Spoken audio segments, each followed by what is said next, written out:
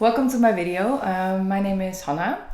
I studied the Bachelor of Cultural Anthropology here in the University of Amsterdam.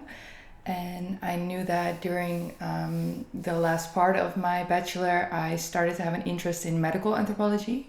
And my graduation project was about stigma. So by then I always knew that after my bachelor I wanted to do a master's, and I had a long doubt about whether I wanted to do the medical anthropology master or the applied one. And I ended up choosing the applied one because I liked the idea of collaborating with an organization. So I decided very early on in the master's that I wanted to continue with the concept of stigma. And I specifically wanted to research mental illness stigma because this is a subject I find very important. And I came in contact with an organization, Samen Sterk Zonder Stigma. And they seemed excited to work with me as well. And I specified my research question according to their wishes, namely, how does the healthcare system contribute to the experience of stigma? That's what they wanted to know more about. And this organization, they work with experienced experts who carry out their word and mission, and they are called ambassadors. And this group of mental health ambassadors ended up being my research population.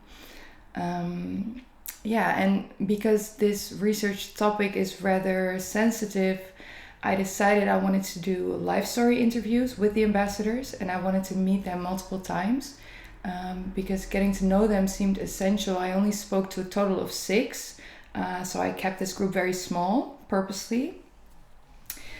The organization sent out an invitation to collaborate with my research through their database, and a lot of ambassadors reached out to me via email or phone, and all of them were very enthusiastic and willing to cooperate, and I even ended up having to turn people down.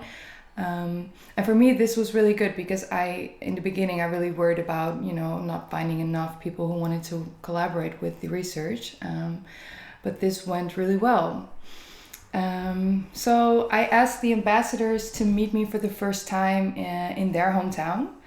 So we're in a cafe. I gave them the opportunity to spot a location, and I specified in the email that this would be a casual, getting to know each other conversation without having to do a formal interview. I wanted them to feel at ease, to know me, to see if there was a connection. And this proved to be a very good strategy, so I continued doing so. I ended up in the most random places in the Netherlands. I had to go to small villages, and it was interesting. So I ended up speaking to most of the ambassadors 3 times. That is a total of 18 times during the research period. I did not record everything, only the formal interviews, which I transcribed. I also did observations at, for example, where an ambassador volunteered in their free time. And in between the interviews and ambassador meetings, I also went to events organized by the organization. For example, I went to a destigma workshop for healthcare professionals, or I went to a destigma congress organized by them. These meetings and observations, they ended up being very valuable. There were a couple of meetings canceled towards the end of the research due to the whole corona situation. But most of the things I wanted to do, I ended up doing, so that's good. Now I have transcribed most of my data, and there are a lot of similarities when going through all the stories people have told me. The mental illnesses people have told me about are there's a great variety, but the experience they have with healthcare, are not. Many ambassadors experience psychosis or depression during their lifetime. 4 out of 6 have had multiple admissions to internal clinics, and all but 1 have experience with taking medication which they have to take for the rest of their life. And most of them have experienced stigmatization at the time they got their diagnosis, and this seems to be a very key moment in their stories. They tell me they felt reduced to their label and felt as if healthcare professionals saw them during treatment as the symptoms they described in, for example, the DSM. Everyone told me that they no longer had a say in their treatment or how it went at the moment the diagnosis was made. And it felt as if the control was taken off their hands, and they had to go along with the protocol. they were not taking seriously as a person at that time. A disease was diagnosed that needed to be cured. And it is striking that all the ambassadors I spoke to, after many negative experiences, they all came into contact with a specific healthcare professional who made a difference, who, as it were, returned the control back into their hands. And this often caused a feeling that everything was restored back in place, and also that the confidence in the healthcare system was somewhat restored. And for my data, I have enough examples and stories from people who can support the story I want to tell.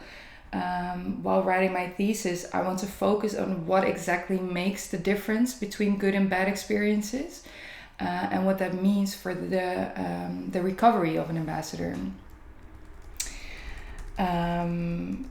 So the main point of the study are that everyone has experienced stigmatization from within mental health care settings, both institutions and individuals, but that there was also a positive experience that made a difference.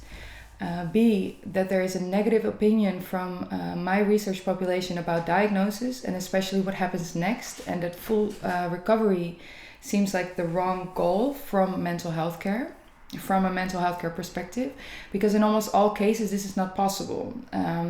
To have a mental illness, or as the organization calls it, a mental vulnerability, this is something that never goes away.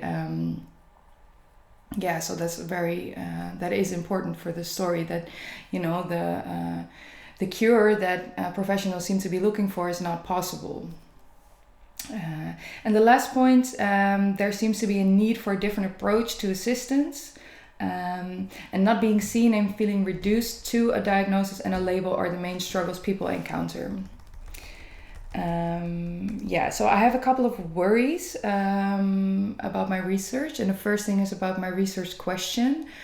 Before I started, that was, how do mental health ambassadors construct and deconstruct public and self-stigma in mental health care settings in the Netherlands? Now I think this does not seem relevant, because I want to focus my thesis on the positive versus the negative experiences, and how the positive contributes to a positive way of living with a psychological vulnerability. And why I want to do this is because I think when I specify my questioning towards this, I can also deliver the organization something which they can work with. But now I feel like I would like some help with reconstructing this question, like what would be a good perspective for me to continue writing this story. And another worry is that lots of ambassadors seem to struggle with remembering certain aspects of their experience, which is logical, but their idea about stigma has significantly changed since they came into contact with the organization. And some even state that they didn't know what stigma was until they came in contact with them. And I find this very interesting, but it is also a complex dilemma, because what does it say about those memories? About the stories they tell, and how do I incorporate the role this organization plays in this story, in the argument I want to make. And I would love to hear some opinions about that. And the last worry for now is, where do I begin? I have lots of interesting data and quotes, as well as interesting theories and literature, but I worry about how am I going to write this thesis the way I want to, because I have an idea, but I have no idea how to put it on paper to make it a coherent story. So that's it. Thank you for listening, and I hope you're all safe, and I hope to see you soon. So bye.